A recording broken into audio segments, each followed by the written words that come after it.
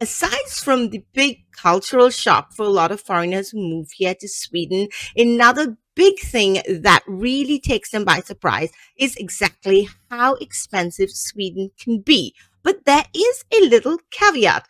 Even though Sweden can seem very expensive, Sweden ranks number 26 among the top most expensive countries in the world, 15 in Europe, and number 5 amongst the Scandinavian countries, coming after Iceland, Finland, Denmark, and Norway. Nevertheless, Sweden can become very expensive very fast. And after living here for 16 years, I have some tips and tricks for those of you moving here to Sweden that are going to save you thousands. And I'm saving the biggest one that's for the end, so you want to stick around. The first place in which you can really save money, and this is something that I got caught to when I moved here, is seasonal shopping. Now, because Sweden has such distinctive seasons, huge here in Sweden for clothes, for home decor, every season, spring, winter, summer, all of the shops bring in new products, clothes and home decor alike, and you really get sucked into wanting to buy all of this. Now, you might have children, you need to buy seasonal things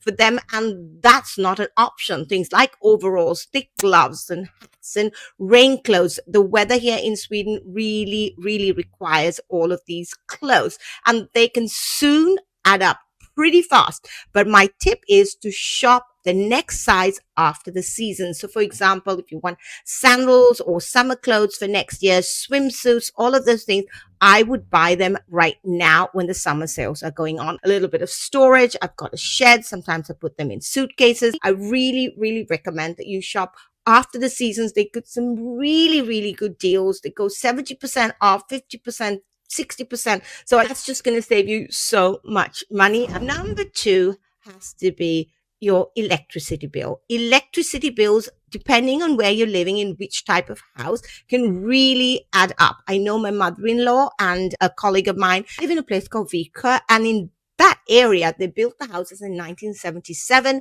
And before that, all of the houses used electricity to heat up the houses. So their electricity bills are really exorbitant during the winter months. At that time, electricity was quite cheap, but it's gone up a lot. I remember during Corona, it skyrocketed. Everybody got a shock. I mean, my mother-in-law and my colleague, they pay like 5,000-6,000 in December. That's about 600 euros for electricity sometimes, because let's face it, you have to have your heating during the winter months. Whereas I pay maybe 1,500 to about 2,000 krona a month in December, maybe a little bit more. It's a huge discrepancy. And if you move here and you end up moving to one of those houses that have electrical heating, see what you can do to change it up. There are different options, but if you can't, what I would recommend doing is, a lot of homes, even the older homes, have heating in the hall, sometimes the entire house, bathrooms for sure. They have towel racks that you can put warmers on. I would switch off all of those. That's what I did when the electricity bills started skyrocketing. I put carpets down in the hall. I put carpets in the bathroom. And I know it's not ideal, but just because in the morning when you go there, the flow is cold, especially in the winter months, because all of the toilets are tiled here. But I'm telling you, taking off all of that heating really brings down your electrical cost. Another thing you can do is air dry your clothes. I don't use the tumble dryer. It's not good for your clothes anyway. I have it and I used to use it a lot, but I stopped using it, especially in the winter months. The houses can get quite dry, so the damp clothes really allow you to have a lot of moisture in the house, and I think it's really important. Run your dishwasher when it's full. Do full loads in the washing machine. Wash your clothes at 40, not at 60 and 70 and 90, unless it really needs to be washed at that temperature. So all of these things, see where you can really cut back on your electricity bills, because it's going to save you thousands, especially if you're living in an older home. Next one is food. Now, this is where the bulk of your budget is going to go.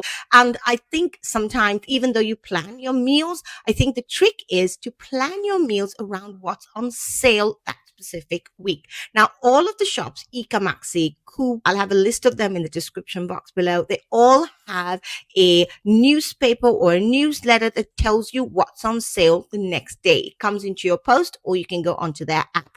But I really recommend, if, for example, chicken's on sale, what I will do is I'll go and buy chicken. I'll plan all my means around that. We'll have chicken fajitas. We might have chicken stew. There is a special sausage here called, which is very, very popular. My kids love it. I'll buy that if it's on sale. I'll make a sausage stroganoff one day. One day the kids and we will have grilled sausages. I think it's really important to plan your meals around what's going on sale and stock up, which is what I do. I buy meat when it's on sale. Don't forget to look at the discount bins. A lot of these shops have a discount bin. So when things haven't been sold and it's close to the sell by date, you can buy those. It's like 50-60% off. I usually put them in the freezer. I need meat or something like that, I take it out because meat can be quite expensive. The one thing I would say is if you eat pork, you want to eat pork. Pork is delicious here. It's a really good quality and it's very, very cheap. So for example, when we make hamburgers, instead of buying all beef, I will buy something called blandat färs, which is 50% beef and 50% pork, especially if I'm feeding a large crowd. If you're someone who can eat pork, I recommend buying pork, which is very economical. Also, make sure you take leftover food as lunch boxes to work. Going out to eat can cost you between 150 to 170 krona for a lunch buffet. It does include things like coffee and tea and salads and all of those things, but it can soon add up if you're eating out every day. But I always send my husband lunchbox and he goes out also to eat, but then at least he has a lunchbox and can put in the fridge. And when he doesn't, he always eats at work. And just eating 1 to 2, 3 times a week at work is going to save you thousands of krona in the long run throughout the year, because let's face it, eating out in restaurants in Sweden is very, very expensive. And finally, the biggest saving here that it saves me and so many of us living here in Sweden is buying secondhand. Sweden has hands down the best secondhand culture in the world. We have Mirona, we have Red Cross, we have lots of others, and I will leave a link to them in the description box below. Go there and see. You can buy plates and all the things you need for your home and clothes, and especially for your children, things like cots, wagons on Facebook Marketplace. The people living here are very good at looking after these things being in really, really good condition. People sell them on places like Vinted, on Blocket. So I really would say buy secondhand. Even people with lots of money, they make it a point to buy secondhand. We all know Sweden is huge on recycling and all of those things for the environment, and this plays into it as well. So nobody is going to bat an eyelid if you have things that are secondhand. Sometimes you won't even know they're secondhand. Things like wagons and cots. I mean, children grow out of these things so fast, and unless a family has like 3 or 4 children, some of these things that they give away look actually brand new. I buy all of my clothes on Vinted. I hardly ever buy anything in the shop. If you have a friend whose child is older, ask them to give you all of their clothes. Buying secondhand, I'm telling you, is going to be the biggest saving you can make here in Sweden. You find it expensive, you want to save money. These things have actually saved me thousands of krona, which allow me to do other things like go out and eat with my family or travel. I think it's really, really important to try and save on these big ticket items and try to save small amounts of money here and there. It's not going to add up to a lot, but these big things really make a huge difference. And if I had to choose 2 that were really big, mine would be take lunches to work, don't eat out, and buy secondhand. They're going to just be game changers when it comes to saving money. So I hope you enjoyed this video. I hope it was interesting and insightful. Any Swedes watching and you have any ideas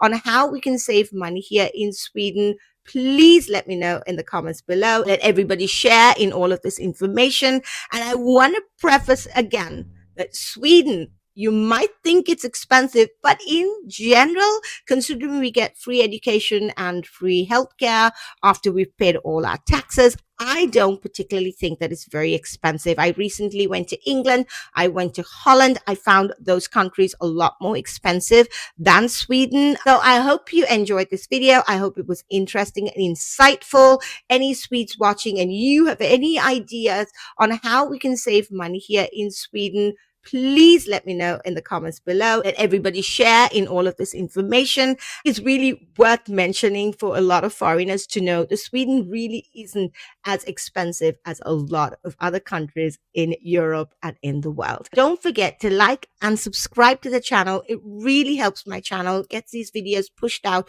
to all of the foreigners coming in, which is my goal, so that I can help them. If you moved to Sweden recently and you have any questions for me, please leave it in the comments below and I will try my best to answer them. Thank you so much for being here, and I'll see you in the next